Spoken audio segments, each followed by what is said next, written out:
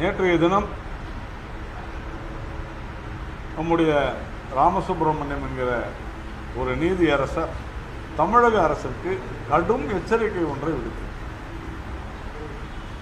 ஆட்சி அதிகாரம் இருக்கிறது என்பதற்காக அதை துஷ்பிரயோகம் செய்யக்கூடாது என்று சொல்லி கருத்து சுதந்திரத்துக்கு எதிராக இந்த அரசு செயல்படுகிறது அப்படின்னு சொல்லியிருக்கிறார். அவர் சொல்லாமல் விட்டது ஒண்ணுதான்.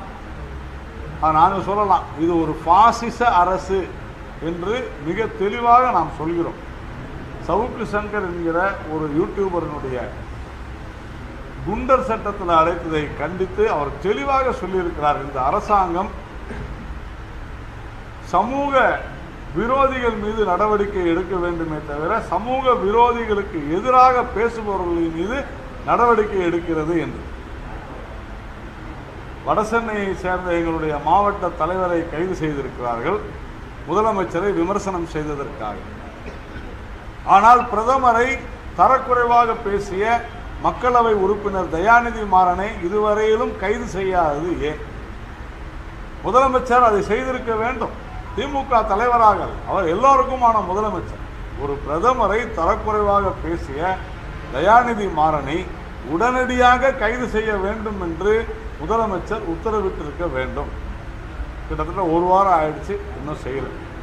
ஆனால் பாரதிய ஜனதா கட்சியினரை சமூக வலைதளங்களில் பதிவிடுபவர்களை விமர்சனம் செய்வர்களை இந்த பாசிச திமுக அரசு எப்படியெல்லாம் ஆட்டுவிக்கிறது என்பதற்கு உதாரணம் தான் நேற்றைய சென்னை உயர்நீதிமன்ற நீதிபதியினுடைய ஆழமான கருத்துகள்.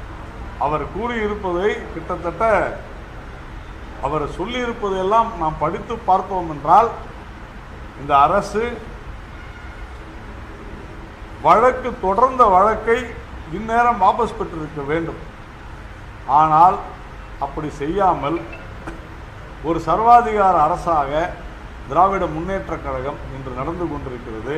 இது மாற வேண்டும். இல்லை என்றால் நீதிமன்றங்கள் தலையிடும். இனியும் நீதிமன்றங்கள் சும்மா இருக்காது. நேற்றைய தினம் அந்த குண்டர் சட்டத்தில் சவுக்கு சங்கரை எப்படி கைது செய்தீர்கள் என்று சொல்லி காட்டமாக அவர் சொல்லியிருக்கிற கருத்துக்கள் தமிழக அரசுக்கு உண்மையிலேயே பின்னடைவை ஏற்படுத்தக்கூடிய விஷயங்கள்.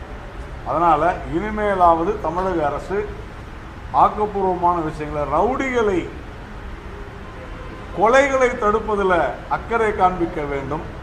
இது போன்று முதல்வரை விமர்சிப்பவர்கள் பின்னாடி சென்று கொண்டிருப்பதால் இது நியாயமானதாக இருக்காது. நான் சொல்ல வேண்டியது தான். வேறு ஏதாவது இருந்தால்